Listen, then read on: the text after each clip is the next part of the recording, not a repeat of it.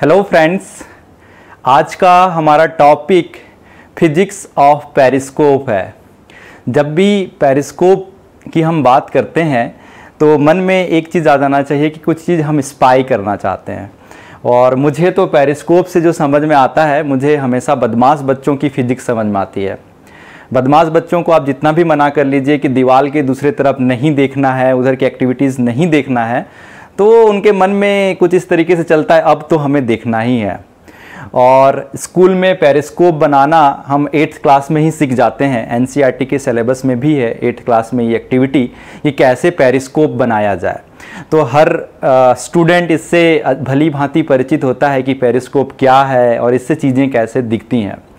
वहाँ पे हम कुछ रे डायग्राम खींच के भी चीज़ों की अंडरस्टैंडिंग लेती हैं कि इस कारण से हमें चीज़ें दिखाई देने लगती है। मिरर के कुछ इस तरीके से कॉम्बिनेशंस हम रखते हैं, रे डायग्राम कुछ खींचते हैं 8th क्लास में, और हमारे टीचर हम एक्सप्लेन कर देते हैं कि इस कारण से हमें जो बाहर की चीज़ें जो एक ऑब्स्ट्रक्शन के कारण नहीं देख पाते हैं, वो चीज़ें भी हमें दिखाई देने लगती हैं पेरिस्कोप से। तो इस चीज़ों का बहुत ज़्यादा फ़ायदा उठाते हैं कुछ नटखट बच्चे, और वो लोग वॉल के दूसरे तरफ भी झांकने के लिए, स्पाई करने के लिए यूज़ करते हैं। तो उनके लिए तो बहुत ही बेहतर है, लेकिन आज हम उससे भी थोड़ा आगे जाएंगे। हम ये देखेंगे कि पेरिस्कोप के कारण किस तरीके से इमेज बनती है, कहाँ बनती है, उसकी पोजीशनिंग क्या होती है, उसके पीछे की मैथमेटिक्स भी आज हम अंडरस्टैंडिंग लेंगे। तो बेसिक पेरिस्कोप क्या होता है, सबसे पहले हम उसकी कंस्ट्रक्शन पार्ट देखते हैं। बेसिकली पेरिस्कोप में एक ट्यूब होता है। तो मैं इस ट्यूब को इस तरीके से कंस्ट्रक्ट कर रहा हूँ, और ये जो ट्यूब का मटेरियल होता है वो कार्डबोर्ड का भी बना हो सकता है या फिर वुडन का भी बना हो सकता है।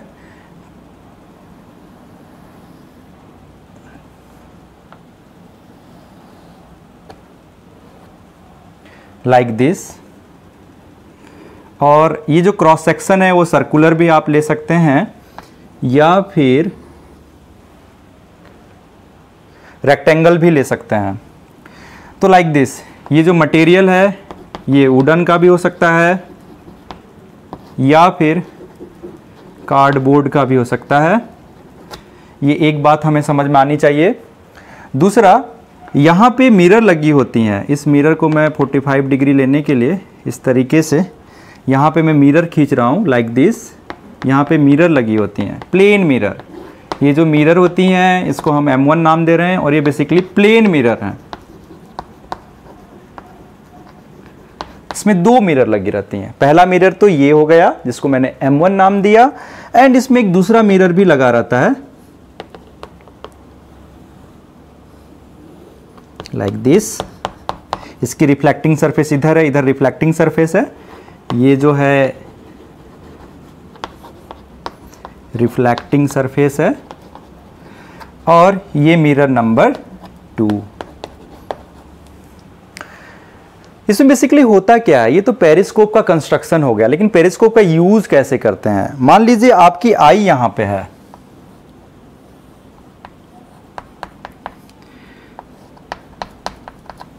तो आपको चीजों को देखना होगा। तो आप क्या करेंगे कि मान लीजिए आप चीजों को क्यों नहीं देख पा रहे हैं, उसके पीछे कारण यह है कि यहां पे हो सकता है कि कोई ऑब्स्ट्रक्शन आ गया हो। ऑब्स्ट्रक्शन कुछ भी हो सकता है। मैं यहां पे वॉल का निर्माण कर रहा हूं, मान लीजिए ये वॉल है,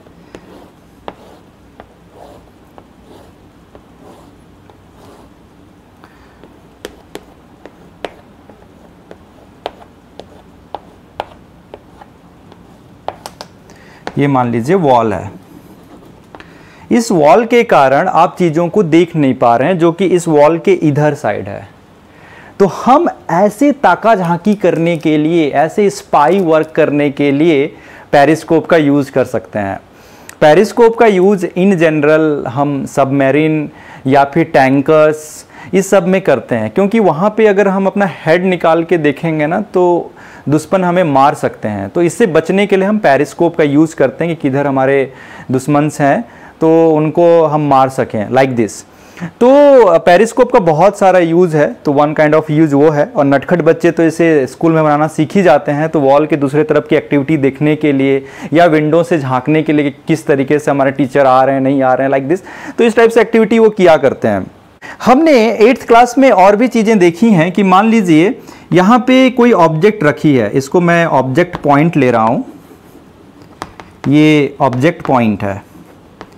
अगर ये ऑब्जेक्ट है तो इस ऑब्जेक्ट से सभी डायरेक्शंस पे बहुत सारे रेज निकलेंगे डेफिनेटली, तभी तो उसको हम ऑब्जेक्ट मानते हैं। ऑब्जेक्ट की प्रॉपर्टी ही यही होती है कि यहाँ से बहुत सारे रेज अलग अलग डायरेक्शंस में निकलेंगे।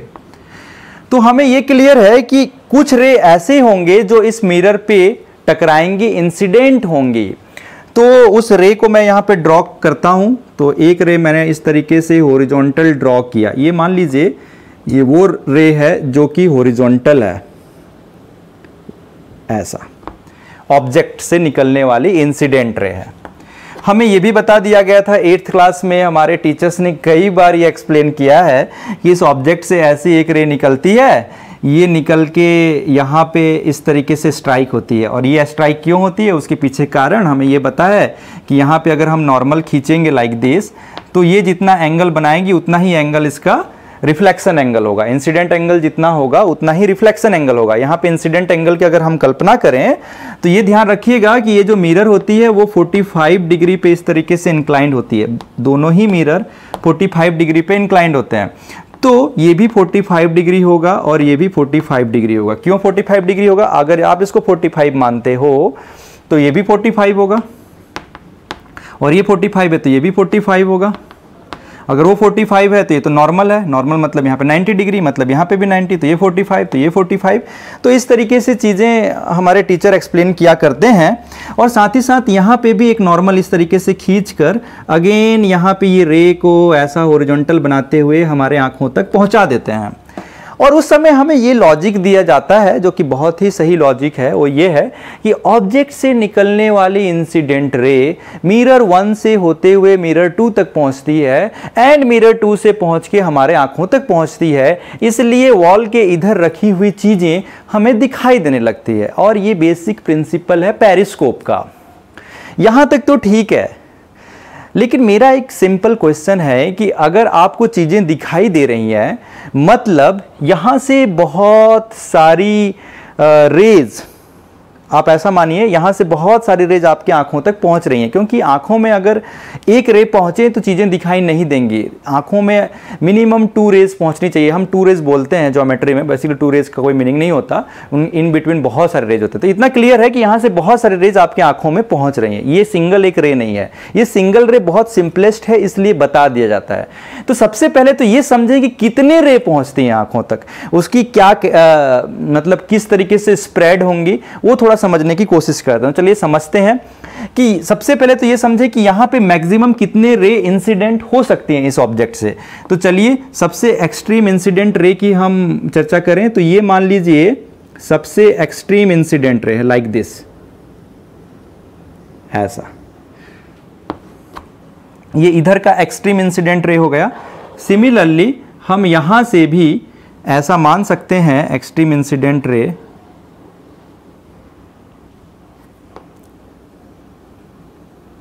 like this।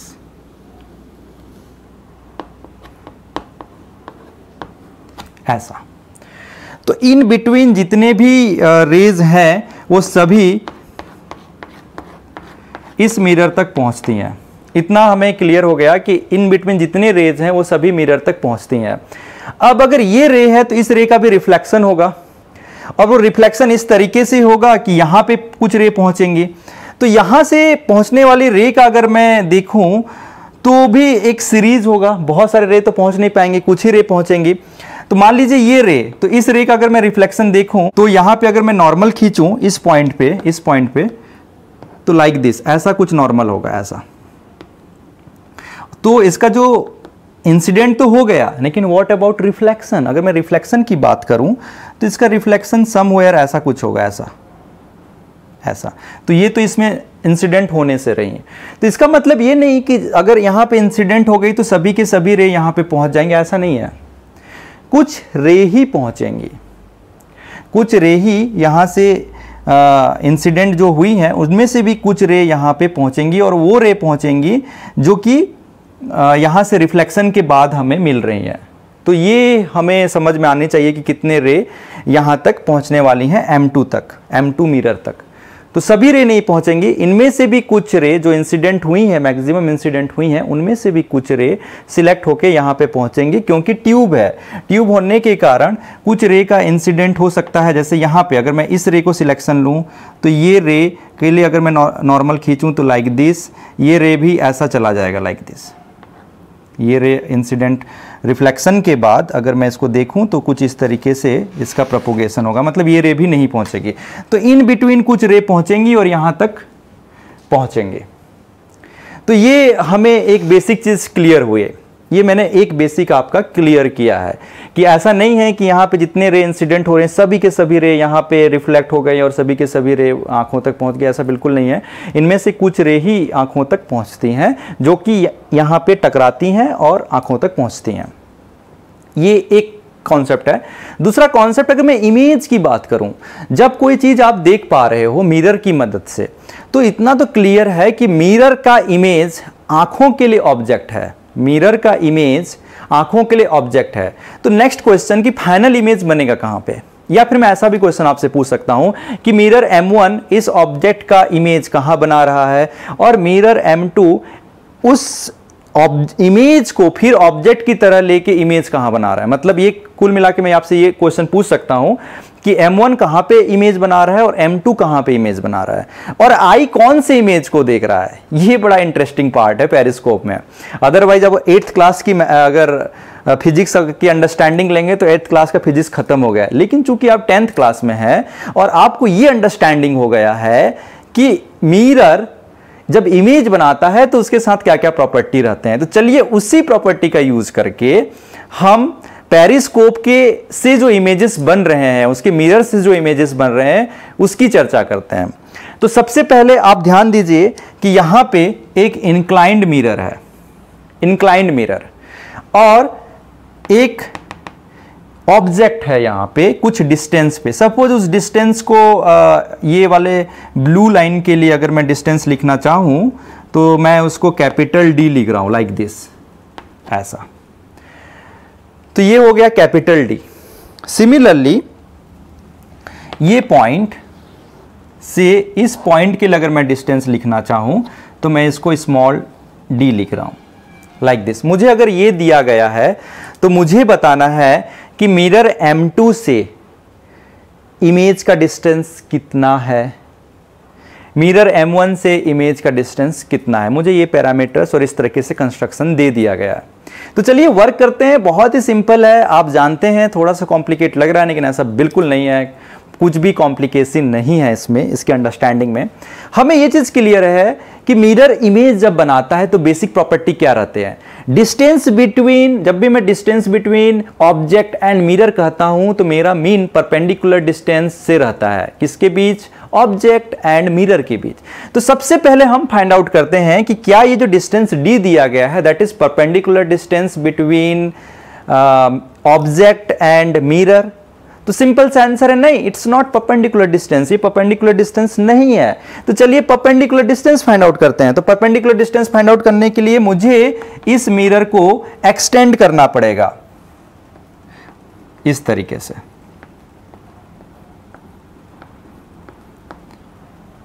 मैंने इसको एक्सटेंड किया ऐसा,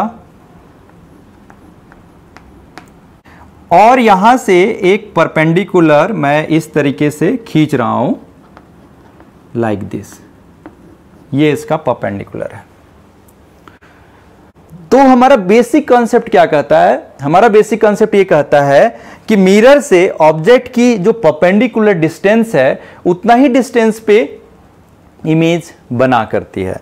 तो चलिए इमेज को बनाते हैं। ये हो गया उसका परपेंडिकुलर डिस्टेंस। अगर इस परपेंडिकुलर डिस्टेंस का मैं देखूं कि डायमेंशन क्या होगा तो हमें ये पता है कि ये 45 डिग्री है, इसलिए ये भी 45 डिग्री होगा और ये 90 डिग्री है। मतलब अगर ये d है तो डेफिनेटली ये जो रहेगा ये रहेगा d/√2 और ये भी रहेगा d/√2। d/√2। अब इसमें परपेंडिकुलर डिस्टेंस तो ये है ऑब्जेक्ट का और मिरर का, तो डेफिनेटली इसका इमेज कैसे बनेगा, यहां से इसको आप एक्सटेंड करते जाइए करते जाइए करते जाइए करते जाइए, तब तक करिए जब तक कि ये डिस्टेंस भी d/√2 ना हो जाए।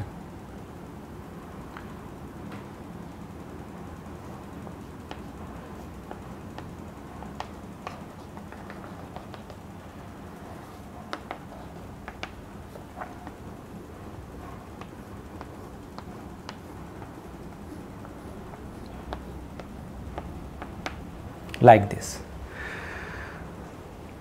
तो इससे हमें क्या समझ में आया, सबसे पहले आप समझिए कि this is distance between mirror and object.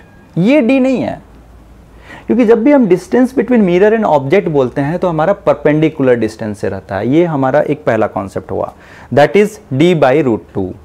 क्योंकि ये d/√2 ये d/√2 का अगर हम दोनों का स्क्वायर कर दें तो ये हाइपोटेनस का स्क्वायर आ जाएगा, अगर हम उसको सम कर देते हैं तो ये हमको एक चीज़ समझ में आया। हमें ये भी क्लियर है कि इमेज बनाने के लिए किसी ऑब्जेक्ट का ठीक मिरर के सामने ऑब्जेक्ट रखा हो ये जरूरी नहीं होता। हम उसी कॉन्सेप्ट का यूज कर रहे हैं।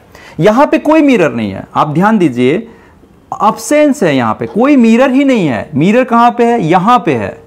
ये बहुत अच्छा कॉन्सेप्ट है पेरिस्कोप का, अगर आपको समझना है ये चीज कि यहां पे मिरर है, लेकिन हम इमेज कहां बना रहे हैं, ऐसा बना रहे हैं। हम ऐसा बना रहे हैं कि मान लीजिए जैसा ये भी मिरर है, ये भी मिरर है, ये एज्यूम करके ये इमेज बना रहे हैं। क्योंकि ये बेसिक प्रॉपर्टी मैंने आपको लास्ट क्लास में बताई थी कि ये जरूरी नहीं है कि ठीक मिरर के सामने कोई ऑब्जेक्ट रखा हो। जैसे कि मान लीजिए ये मिरर है, उसके सामने ये ऑब्जेक्ट रखा, उसी तरीके से हमने इमेज बनाया हुआ है। ये क्या है, ये इमेज पॉइंट है, और एक ऐसा इमेज पॉइंट है I1, मतलब इमेज formed by M1।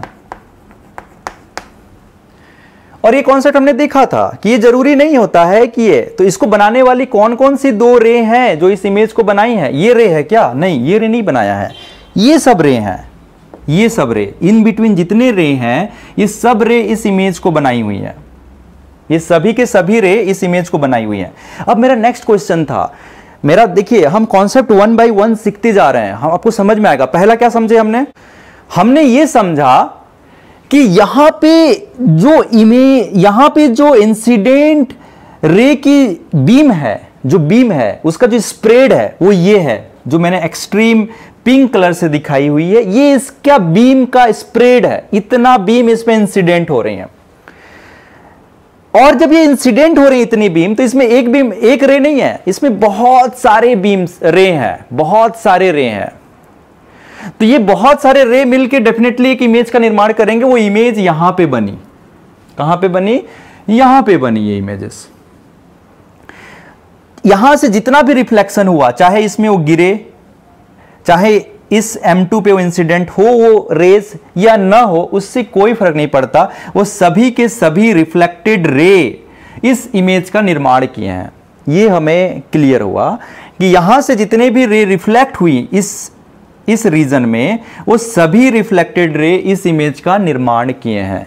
ये एक कॉन्सेप्ट हमें क्लियर हुआ। और ये इमेज यहीं कैसे बनेगा, उसकी अंडरस्टैंडिंग हमें बहुत अच्छे से है बेसिक प्रॉपर्टी से, कि हमेशा याद रखिए what is perpendicular distance between object and mirror. बस इतना ही ध्यान रखना है। आपको यह ध्यान नहीं रखना है कि मिरर ठीक उसके सामने होना चाहिए, यह कॉन्सेप्ट नहीं होता। आपको बस इतना ही ध्यान रखना चाहिए कि मिरर में समहाउ उस ऑब्जेक्ट से इंसिडेंट रे आनी चाहिए, जिस मिरर से आप उसका इमेज बनाना चाहते हैं, समहाउ आनी चाहिए। और इमेज वही बनेगा जहां पे perpendicular distance between object and mirror रहेगा, उसके अपोजिट साइड उस डिस्टेंस पे ही बनेगा। ये एक बेसिक कॉन्सेप्ट हमें क्लियर है। तो मैंने इमेज नंबर 1 उसी प्रॉपर्टी का यूज करके बना लिया है। अब ये भी क्लियर है कि अगर मिरर 2 से मुझे इमेजेस बनाने हैं, तो डेफिनेटली एक से ज्यादा इंसिडेंट रे आनी चाहिए। अब यहां पे ध्यान दीजिए, यहां पे तो बहुत सारे रे हैं, लेकिन उनमें से कुछ सिलेक्टेड रे हैं जो इस पे इंसिडेंट हो रही हैं। अब वो कौन से सिलेक्टेड रे है जो इस पे इंसिडेंट हो रही है? तो उसका सीधा सा सिंपल आंसर है कि ये जो इमेज बना है वो इस मिरर M2 के लिए ऑब्जेक्ट की तरह बिहेव करेगा। क्यों ऑब्जेक्ट की तरह बिहेव करेगा? बिकॉज इस M2 को यह क्लियर नहीं होगा कि इसके पास जो इंसिडेंट रे आ रही हैं वो इस मिरर से रिफ्लेक्ट होके आ रही हैं कि इस इमेज से रिफ्लेक्ट होके आ रही हैं। उसको वो क्लियर नहीं होगा। उसको बस इतना ही समझ में आएगा कि यार मुझे तो ऐसा लग रहा है जैसे कि इस इमेज से वो इंसिडेंट रे आ रही हैं। उसको बस इतनी समझ में आएगा और वो इसको क्या समझ लेगा? ये इमेज नहीं, ये ऑब्जेक्ट है। तो हम क्या समझेंगे कि this I1 is object for M2। अगर ये M2 के लिए फिजिक्स देखिए, अगर ये M2 के लिए ऑब्जेक्ट हो गया तो डेफिनेटली इस पे कितने रे इंसिडेंट हो रहे हैं उसकी अंडरस्टैंडिंग हम बड़े सिंपल तरीके से ले सकते हैं। और वो कैसे लेंगे ये देखिए।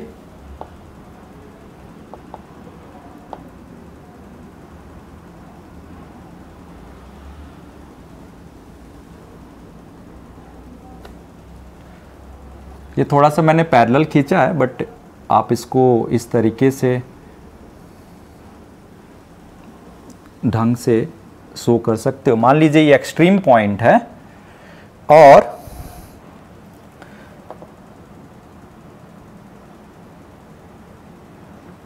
ये बहुत ही सिमेट्रिकल रहेगा, भले यहां पे अनसिमेट्रिक टाइप से दिख रहा है, लाइक दिस। तो इतने सारे रे आप जो ये देख रहे हैं ना, ये रे, ये ऐसे रे हैं जो कि इस इमेज से निकल रहे हैं और इस पे स्ट्राइक हो रहे हैं, ऐसा प्रतीत होगा इस M2 को। तो इसको क्या समझेगा कि ये ऑब्जेक्ट है, बिकॉज उसको ये नहीं पता कौन कौन से रे आ रहे हैं। अगर मैं स्ट्रिक्टली स्पीकिंग तो ये जो आप पोर्शन देख रहे हैं, ये मिरर का ये पोर्शन जो देख रहे हैं, ये पोर्शन मिरर का ये जो ब्लू कलर से मैंने रंग दिया, इतना वाला पोर्शन का ही रे यहां पे पहुंच पा रहा है। बाकी ये रे जो ये ऑरेंज कलर के पास जो मिरर है और ये जो थोड़ा सा बच गया मिरर, ये वाले जो यहां पे अगर कोई इंसिडेंट हो रहा है और यहां पे अगर कोई इंसिडेंट हो रहा है तो वो उसका रिफ्लेक्शन इस तरीके से हो रहा है कि वो मिरर तक नहीं पहुंच पाएगा। इस मिरर M2 तक वो रेज नहीं पहुंच पाएंगे, क्योंकि आप देख पा रहे होंगे, मैंने बताया भी था कि यहां पे जब रिफ्लेक्शन होगा तो इस तरीके से पाथ फॉलो करेगा, यहां पे रिफ्लेक्शन होगा तो इस तरीके से पाथ फॉलो करेगा। तो ये सभी के सभी रे M2 तक नहीं पहुंच रहे हैं। तो इस रीजन के जो रेज हैं वो M2 तक नहीं पहुंच पाते। क्यों नहीं पहुंच पाते? क्योंकि वो एक डिग्री पे इंक्लाइंड है और वो इस तरीके से अरेंज्ड हैं कि नहीं पहुंच पाते। उनके रिफ्लेक्शन के बाद वो इस पे स्ट्राइक करते हैं। किस पे स्ट्राइक करते हैं? ये ट्यूब जो है, जो कार्डबोर्ड का या वुडन का बना हुआ है, उस पे स्ट्राइक करते हैं। लेकिन ये रे इस इमेज को बनाने के लिए रिस्पॉन्सिबल है, लेकिन इसके इमेज के लिए ये सब रे रिस्पॉन्सिबल नहीं है। क्यों नहीं है? क्योंकि इस पे वो रे तो स्ट्राइक कर ही नहीं रहा है। ये जो रेज आप यहां पे देख रहे हैं, ये रेज जो आप यहां पे देख रहे हैं, ये वो रे है जो M2 पे स्ट्राइक तो हो ही नहीं रहे हैं। और क्यों नहीं हो रहे हैं उसका भी सिंपल फंडा है, बिकॉज M2 को क्या लगता है ना कि ये जो I1 है वो ऑब्जेक्ट है, तो उसके अकॉर्डिंगली वो एक्सट्रीम रे सिलेक्ट कर लेता है। ये जो एक्सट्रीम रे आप देख रहे हैं ये क्या है? Extreme incident ray from I1 to M2। और यहां पे जो आपने देखा था ये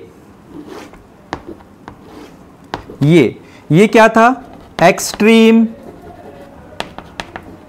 इंसिडेंट रे फ्रॉम ऑब्जेक्ट। ये क्या था? ऑब्जेक्ट से था टू M1। ये ऑब्जेक्ट टू M1 था और ये क्या है? I1 टू M2 है। और इतना ही रे, ये मान के चलिए, आपको समझ में आ गया होगा कि जितना रे इस M1 पे गिरती है उसका कुछ ही भाग पार्टिसिपेट करती है M2 के पास। कुछ ही भाग, ऐसा नहीं कि सभी भाग, कुछ ही भाग M2 पे पार्टिसिपेट करती है इमेज बनाने के लिए। आप देख रहे होंगे, और कौन सा भाग है, वो ये वाला भाग। मैंने यहां पे एक कलर कर दिया अलग से ब्लू कलर के, ये वाला पोर्शन, क्योंकि यहां से आप देख रहे होंगे कि ये पिंक वाला लाइन यहां से स्ट्राइक कर रही है, लाइक दिस, ऐसा। तो आप ऐसा मानिए कि जैसे यहां से ये रे स्ट्राइक होके यहां पे पहुंची, यहां से ये रे स्ट्राइक होके यहां पे पहुंची, लाइक दिस। तो ये वाला पार्ट जो है उतना ही पार्ट का केवल यहां पे पहुंचता है, रिफ्लेक्टेड पार्ट जो है इतना ही यहां पे पहुंचता है। बाकी ये जो रिफ्लेक्टेड पार्ट है यहां पे वो सब ट्यूब पे टकरा जाते हैं, वहां पे ही खत्म हो जाते हैं। तो ये पार्टिसिपेट नहीं करते I2 के निर्माण के लिए। अब बेसिक क्वेश्चन है I2 कहां पे बनेगा। नाउ नेक्स्ट क्वेश्चन इज कि I2 कहां पे बनेगा। उसका बड़ा सिंपल सा अगेन वो आंसर है कि हमें क्या करना पड़ेगा। आप सबसे पहले तो ऑब्जेक्ट फाइंड आउट कर लीजिए कि M2 के लिए ऑब्जेक्ट क्या है, और इतना मुझे क्लियर है कि ये जो M2 है उसके लिए ऑब्जेक्ट है I1, जो M2 है उसके लिए ऑब्जेक्ट है I1, ठीक है। M2 के लिए ऑब्जेक्ट है I1। तो अगर M2 के लिए ऑब्जेक्ट है I1 तो मुझे perpendicular distance between object and mirror find out करना पड़ेगा। तो चलिए उसकी सर्च करते हैं हम। तो हमको क्या करना पड़ेगा, यहां से इस तरीके से इसको एक्सटेंड करना पड़ेगा। सपोज मैंने ये एक्सटेंड किया, ये मिरर को मैंने एक्सटेंड किया, तो ये एक्सटेंड कैसे होगा ये देखिए।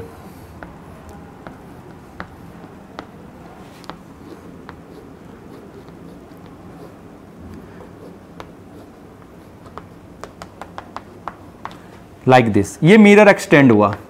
अब मुझे परपेंडिकुलर डिस्टेंस खींचना है, तो डेफिनेटली यहां से मुझे अगर परपेंडिकुलर खींचना है तो यहीं पे आएगा ऐसा। नाउ दिस, तो व्हाट इज डिस्टेंस, ये जो परपेंडिकुलर डिस्टेंस है वो कितनी है। तो उसका बहुत सीधा आंसर है कि हम इसको कैसे खींच सकते हैं। देखिए, अगर ये d है तो यहां वाला डिस्टेंस भी d होगा, कैपिटल D, क्योंकि ये 45 डिग्री बना रहा है, यहां से ये 45 डिग्री बना रहा है। तो ये डिस्टेंस जो है वो है कैपिटल D। ये डिस्टेंस कितना है, कैपिटल D, यहां तक का, और ये भी कैपिटल D है। ओके, तो अभी मुझे क्या पता करना है, मुझे ये पता करना है। अगर मुझे ये पता करना है तो आप देख रहे होंगे कि यहां पे है ये 45 डिग्री, यहां पे है ये 45 डिग्री। तो ये यहां तक D है और यहां तक स्मॉल d है। तो ये पूरा डिस्टेंस जो है d plus capital D plus small d हो जाएगा। तो perpendicular distance between I1 and mirror M2 is capital D small d upon √2, like this. What is this? This is distance between I1 and M2, वो कितना है। And what is d√2? d√2 जो यहां पे लिखा गया है ये है डिस्टेंस बिटवीन, ये जो d√2 लिखा गया है ये वाला, ये है distance between object and M1। ये जो d√2 है that is distance between object and M1, and ये d प्लस d मतलब capital D plus small d upon √2 जो है that is distance between I1 and M2। अगर मुझे once distance between mirror and object पता चल गया, क्योंकि जो ये I1 है वो मिरर M2 के लिए ऑब्जेक्ट है। अगर मिरर M2 के लिए ऑब्जेक्ट है तो मेरे पास अब कुछ रहा ही नहीं इस प्रॉब्लम को सॉल्व करने के लिए। मुझे क्या करना पड़ेगा, इमेज का पोजिशनिंग पता करने के लिए मैं जस्ट इसको एक्सटेंड करूंगा ऐसे पीछे की ओर ऐसा,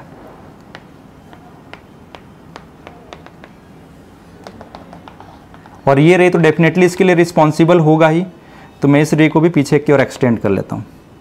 तो यहां पे बनेगा I2, यहां पे बनेगा I2, यहां पे क्या बनेगा, I2 बनेगा। And what is I2? I2 is image formed by M2, image form by M2, I2 जो है वो इमेज फॉर्म बाई M2 है। और what is distance between this point to here, ये same again D plus D upon √2, ये distance, okay, ये distance रहेगा। Now मेरा जो स्टार्टिंग क्वेश्चन था कि इस M2 से कितने डिस्टेंस पे ये ऑब्जेक्ट बन रही है, तो अगेन अभी हम लोग कौन सा ट्राइंगल को यूज करेंगे, I1 I2 M2। आप इस ट्राइंगल को ध्यान से देखिए, ऐसा यहां पे है हमारा I1, यहां पे है हमारा I2, यहां पे है हमारा कितना M2। तो what is distance between I1 and M2, I1 and M2 आप देख पा रहे होंगे, ये डिस्टेंस बन रहा है, that distance is D plus D। And what is distance between this, तो ये बन रहा है D प्लस D √2, क्योंकि अगर D plus D upon √2 plus D plus D upon √2 को आप जोड़ेंगे तो ये बनेगा। तो मुझे ये बताना है, एंड मुझे ये पता है कि ये एंगल 45 डिग्री है, ये एंगल 45 डिग्री है, और यहाँ पे 90 डिग्री। आप देख रहे होंगे कि यहाँ पे जो एंगल बन रहा है ये 90 डिग्री का बन रहा है, और ये इसके हॉरिजॉन्टल पे ही क्यों होगा, इस ब्लू लाइन के हॉरिजॉन्टल लाइन पे ही क्यों होगा, because this is also responsible for making this I2। तो अगर ये हॉरिजॉन्टल है तो डेफिनेटली ये लाइन तो यहीं से निकल रही होगी ना, डेफिनेटली ये लाइन यहीं से निकलेगी, और मेरे पास कोई ऑप्शन है ही नहीं, तो ये लाइन यहां पे निकलेगी।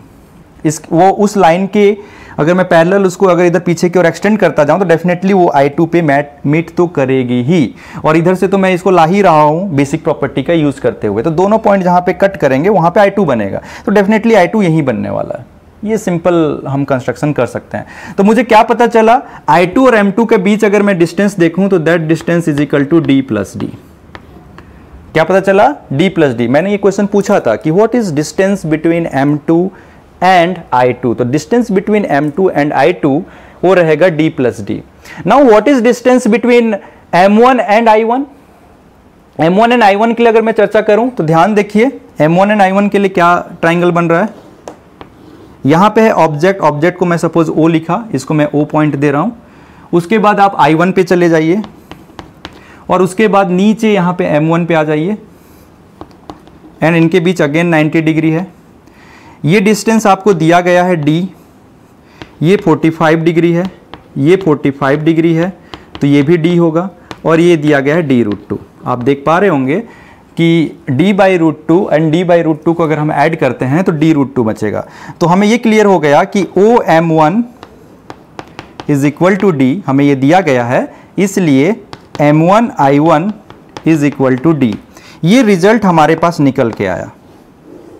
अगर हम यहाँ पे चर्चा करें कि what is distance between I2 and M2, तो हम देख पा रहे होंगे कि D प्लस D है, तो हम यहाँ पे लिख देता हूँ I2 और M2 is equal to D plus D।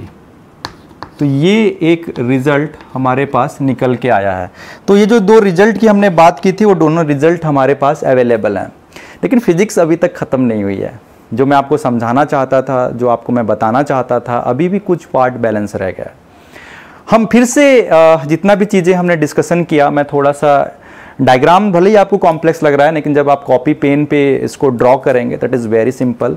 आप बेसिक थ्योरी इसका याद रखिए कि क्या क्या थ्योरी हमें याद रखनी है इस पेरिस्कोप के अंडरस्टैंडिंग के लिए। पहला थ्योरी कि इमेज बनती कैसी है मिरर से। इमेज कैसी बनती है, एकदम बेसिक है कि इमेज को बनाने के लिए हमें दो रे चाहिए, और ये जरूरी नहीं है कि वो दो रे ऐसी हों, ऐसे ऑब्जेक्ट हों जो कि उसके ठीक किसी मिरर के सामने वो ऑब्जेक्ट प्लेस्ड हो, ऐसा जरूरी नहीं है। बस उसमें समहाउ उस मिरर पे गिर जानी चाहिए, ऑब्जेक्ट बन जाएगा। और ऑब्जेक्ट बनेगा कैसे, तो उसका सिंपल सा लॉजिक होता है कि perpendicular distance between object and mirror जो है उसके अपोजिट डायरेक्शन पे आप उसको एक्सटेंड कर दीजिए, तो वहां पे इमेज का निर्माण हो जाएगा सेम डिस्टेंस पे। तो उसकी जरूरी नहीं है कि वहां पे मिरर होनी चाहिए, हाइपोथेटिकल मिरर है, यहाँ पे कोई मिरर नहीं है। अगर मैं इस मिरर का नाम देना चाहूँ तो मैं इसको ऐसा दे सकता हूँ कि ये हाइपोथेटिकल मिरर है, हाइपोथेटिकल मिरर, मतलब मिरर तो है ही नहीं, मैं बस मिरर की कल्पना कर रहा हूं कि यहां पे मिरर होता तो कैसा इमेज बनता, मिरर अगर ऐसा होता तो इमेज ऐसा बनता। मैं ऐसे क्यों कल्पना कर रहा हूं कि मुझे ये बेसिक प्रॉपर्टी पता है कि बस यहां पे दो रे किसी तरीके से ऑब्जेक्ट के इंसिडेंट हो जाए, बस इमेज बन जाएगा। और इमेज ऐसे ही बनेगा जैसे कि इसके सामने एक मिरर हो, ऑब्जेक्ट के सामने एक मिरर हो तो कैसा इमेज बनता, सेम टू सेम बनेगा। तो ये सेम टू सेम प्रॉपर्टी का यूज करके मैंने बना दिया। क्या बनाया, इमेज। मैंने जब ये इमेज बनाया तो मुझे ये क्लियर है कि यहां से बहुत सारे रेज होंगे जो इस पे टकराएंगे। अगर ये रिफ्लेक्टेड रे इसके लिए टकरा रही है तो इसको ऐसा लगेगा ना जैसे कि ये I2 कोई ऑब्जेक्ट है, उसको ये समझ में नहीं आएगा कि अरे ये तो मिरर 1 द्वारा बनाया गया इमेज है, उसको जस्ट ऐसा लगेगा कि अरे ये तो ऑब्जेक्ट है, बिकॉज उसको नहीं पता ना, यहां के बाद तो रियल दुनिया चालू हो जाती है। भले ये आपको हाइपोथेटिकल लग रही है, ये जो रे देख रहे हैं ये हाइपोथेटिकल रे हैं, ये हाइपोथेटिकल रे है, इसका कोई फिजिकल उस टाइप से नहीं है कि आप इसको टच कर पाए या हिंड्रेंस पैदा कर दें। इस रे के बीच में कोई हिंड्रेंस पैदा नहीं कर सकते क्योंकि एक मिरर के पीछे बनी है, मतलब वर्चुअली बनी है। ऐसा नहीं कि मिरर के कोई पीछे बनता है, वर्चुअली बनी है, मतलब हाइपोथेटिकल रे हैं, आप इसमें ऐसा हाथ रख के ऑब्स्ट्रक्शन पैदा नहीं कर सकते। तो ये रियल रे हैं, ये रियल रे हैं, इसलिए इसको ऐसा लगेगा कि भाई यहां से तो मुझे रियल दिखाई दे रही है, इसके पीछे की कहानी उसको समझ में नहीं आएगा कि ये हाइपोथेटिकल है, रियल है, उसको कुछ समझ, उससे कोई लेना देना भी नहीं है हमको। तो हमें क्या समझ में आएगा, जैसे कि मान लीजिए ये इमेज एक ऑब्जेक्ट है, तो ये इमेज अगर एक ऑब्जेक्ट है तो कुछ रे इस पे आके टकराई, तो अब क्या करेगा, इस M2 जितने भी रे इस पे आके टकराती हैं उसके अकॉर्डिंगली एक इमेज इधर बना दिया, ये इमेज बनाया है। ये मत समझिए कि मैं ऐसा जो रे डायग्राम और बेसिक प्रॉपर्टी यूज करके ये इमेज यहां पे डायरेक्टली खींच दिया हूं, मैं खींचा जरूर हूं, बट इसको बनाने वाली रे कहां से मिली है, मुझे यहां से मिली है। ये मत समझिए कि यहां से कोई रे आके या इधर से कोई रे आके इसको बना दिए इस I2 को, नो नो नो, इस I2 को वही रे बनाए हैं जो M2 पे इंसिडेंट हुए हैं। और M2 पे कितने रे इंसिडेंट हुए हैं, ये एरिया का, ये जितना भी आप ऑरेंज पोर्शन देख रहे हैं वो पूरे के पूरे ऑरेंज पोर्शन, ये पूरे ऑरेंज पोर्शन इस इमेज को बनाने के लिए रिस्पॉन्सिबल है। इतना मुझे समझ में आ गया। लेकिन फिजिक्स अभी खत्म नहीं हुई है, हमें कुछ चीजों की अंडरस्टैंडिंग और लेने। अब आंखों तक सोचिए कि आंखों तक क्या यहां पे गिरने वाली सभी रेज पहुंच जाती हैं, तो इसका सिंपल सा आंसर है नहीं, आंखों तक सभी रेज नहीं पहुंचेंगे, कुछ रे पहुंचेंगे। अब इतना क्लियर है कि यहां से रिफ्लेक्ट हुई, एक मैं सेंट्रल रे को दिखाया हूं, ये जो रे दिखाया ब्लू कलर से वो बेसिकली सेंट्रल रे है। 8th की क्लास में हम लोग की अंडरस्टैंडिंग इसी लेवल की थी कि एक सेंट्रल रे दिखा के हम बोल दिया करते थे कि इमेज बन रही है। नाउ मेरा क्वेश्चन ये है कि क्या इस मिरर से टकराने वाली पूरी रे आंखों तक पहुंचती है? नहीं पहुंचती, क्योंकि जो आंख देखता है ना, आंख बेसिकली किसको देखता है, जैसे आपके आसपास में दिखाई देती हैं चीजें तो उसको ऐसा लगता है कि वो ऑब्जेक्ट देख रहा है। अगर आप मिरर में भी इमेज को देखते हो ना तो उसको ऐसा फील होता है वो इमेज नहीं है, वो ऑब्जेक्ट है। जैसे आप अपना चेहरा देखते हो मिरर में तो आपको लगता है अच्छा ओके वो ऑब्जेक्ट है, थोड़ी देर के लिए आप भूल जाओ, थोड़ी देर के लिए अगर आप भूल जाओगे ना तो आपको वो ऑब्जेक्ट नजर आएगा। आप मत सोचो कि मैं मेरा चेहरा देख रहा हूं, कुछ इस टाइप से देख रहा हूं, नहीं, आप ऐसा सोचो कि मैं ऑब्जेक्ट देख रहा हूं, तो आंखों को वही फील होता है कि मैं ऑब्जेक्ट देख रहा हूं। तो आंख बेसिकली किसको देखता है? मैंने जो क्वेश्चन पूछा था कि ये ऑब्जेक्ट को देखना है तो ऐसा हमारे टीचर ने बता दिया था कि ये ऑब्जेक्ट कुछ इस तरीके से हमें आंखों तक दिखाई देता है, कहां से देखती है, कितने डिस्टेंस से देखती है। तो आंखों को ऐसा लगता है कि यहां से कुछ रे उस तक पहुंच रही है, तो यहां से एक्सट्रीम रे जो उस तक पहुंचेंगी वो कुछ इस तरीके से रहेंगे। देखिए ऐसा, ये थोड़ा सा मैं पैरेलल अच्छे से शो नहीं कर पा रहा हूँ, मतलब इस टाइप से, लेकिन आप मान के चलें इस टाइप से एंगुलर फॉर्म में पहुँचेंगे, एक स्प्रेड लिए हुए, ऐसे कि नहीं कि सभी के सभी इंसिडेंट रे जो हैं वो आंखों तक पहुँच जाती हैं, नहीं। ये थोड़ा सा हम इसको अच्छे से खींच सकते हैं, ऐसा इसको थोड़ा सा अच्छे से खींचने की कोशिश करिए। तो इतना रे ही आंखों तक पहुंचेगा, बाकी सब वेस्टेज हैं, यहां वाला, क्यों? क्योंकि इनकी रिफ्लेक्शन इस टाइप से होगी कि वो आई तक नहीं पहुंच पाएंगे। इनफैक्ट इन शॉर्ट हम ऐसा कहें कि इस आई को ऐसा लगेगा जैसे कि ये I2 उसके लिए एक ऑब्जेक्ट हो और इतने सारे रे इन बिटवीन जो रे हैं उसके आंखों तक पहुंच रही है, लाइक दिस, ऐसा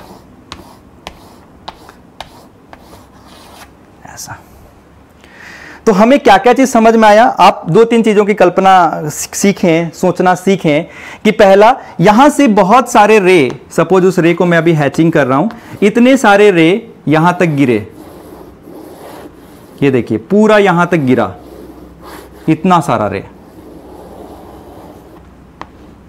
इतना सारा रे यहां तक इंसिडेंट हुआ, पूरा का पूरा M1 कवर्ड हो गया। लेकिन उससे क्या हुआ, इस पूरे के पूरे M1 पे जो गिरने वाली रे है, इंसिडेंट होने वाली रे है, वो पूरे के पूरे इंसिडेंट M2 पे नहीं हुए। M2 पे केवल उतना ही इंसिडेंट हुआ जितना कि एलिजिबल था, और एलिजिबल वाला क्या है यहां से फाइंड आउट करेंगे, क्योंकि ये सभी रे तो के लिए, ये सभी रे मिलके M2 के लिए ऑब्जेक्ट बनती हैं। तो M2 पे इतने सारे रे गिरे, ये वाले, और ये आप देख रहे होंगे कि ये जो रे हैं वो M2 तक नहीं पहुंच पाएंगे, वो समहाउ खत्म हो गए। यहां पे जो रे हैं, केवल इतना पोर्शन, केवल इतना पोर्शन का ही रे M2 तक पहुंचा। What about I? अगर मैं I की बात करूं तो इससे ऐसा मैं एक बीम बनाऊंगा और केवल इतना पोर्शन, केवल इतना पोर्शन ही I तक पहुंचा। ये क्या है? I। तो आपको देख रहे होंगे कि हर स्टेज पे फिल्ट्रेशन है, हर स्टेज पे फिल्ट्रेशन है। ऐसा मत सोचिए कि यहां से निकलने वाली सभी रे आंखों तक पहुंच जाती हैं, बिल्कुल नहीं। आंखों तक पहुंचने के लिए 2 बार फिल्ट्रेशन होती है, एक M1 में और दूसरा M2 पे, और कुछ ही रे होती हैं जो हमारे आंखों तक पहुंचती हैं। अगर मैं ये पूछूं आपसे क्वेश्चन कि what is distance between image, final image and I, तो आप बता पाएंगे कि यहां से लेकर यहां तक के डिस्टेंस को हमने बताया है कि ये जो है वो capital D plus small d है। तो बस आपको ये डिस्टेंस और जोड़ना है। सपोज इस डिस्टेंस को मैं L कह देता हूं, तो ये L plus capital D plus small d, this is the distance between I and final image formed by M2। तो this is all about periscope. ये पेरिस्कोप की बहुत इलॉबरेट वे में आपको अंडरस्टैंडिंग कराया गया है। मैंने आपको इतनी सारी अंडरस्टैंडिंग क्यों दिया? मैंने आपको इतनी सारी अंडरस्टैंडिंग इसलिए दिया क्योंकि हमने कुछ बेसिक प्रॉपर्टी देखे थे, और उसमें हमने ये देखा था कि ये ज़रूरी नहीं है कि मिरर के ठीक सामने ऑब्जेक्ट हो। बस इम्पॉर्टेंट इतना ही होता है कि उस ऑब्जेक्ट से कुछ रे मिरर तक समहाउ पहुंच जाए। और रही बात इमेज फॉर्मेशन का, तो इमेज फॉर्मेशन का सभी चीज़ें वैसे ही रहती हैं जैसे कि उसके सामने मिरर हो। हमें बस उस मिरर को एक्सटेंड करना रहता है, परपेंडिकुलर डिस्टेंस फाइंड आउट करना रहता है, एंड मिरर के अपोजिट साइड पे सेम परपेंडिकुलर डिस्टेंस पे हम उस ऑब्जेक्ट का निर्माण कर देते हैं। इतना ही है, बेसिक कंसेप्ट में इतना ही है। और हम उसी कॉन्सेप्ट का एक प्रैक्टिकल एग्जाम्पल देखें, जो कि आप 8th क्लास में ऐसे बहुत सारे एक्टिविटी कर चुके हैं, पेरिस्कोप बना चुके हैं। इनफैक्ट बच्चे बनाते हैं बदमाशी करने के लिए। ये बहुत सिंपल कंस्ट्रक्शन है, आप कभी घर में बना के देखिए। मैं यूट्यूब पे लिंक भी इसका शेयर कर रहा हूँ, इसके कंस्ट्रक्शन किस तरीके से किए जाते हैं, बच्चे किस तरीके से बनाते हैं। ये NCERT के तो सिलेबस में है ही 8th क्लास की, तो आप वहाँ से भी पढ़ सकते हैं। तो फ्रेंड्स, नेक्स्ट क्लास में ऐसे ही 8th के एक और एग्जाम्पल की हम चर्चा करेंगे, जिसको हम कैलेडोस्कोप कहते हैं। कैलेडोस्कोप, आप इसके बारे में देखे होंगे, आप फ्लिपकार्ट पे भी सर्च कर सकते हैं। ये बहुत ही सिंपल कंस्ट्रक्शन होता है इसका भी। तब तक आप कॉन्सेप्ट कॉर्नर पे फिजिक्स को एंजॉय करिए, बने रहें। Thank you.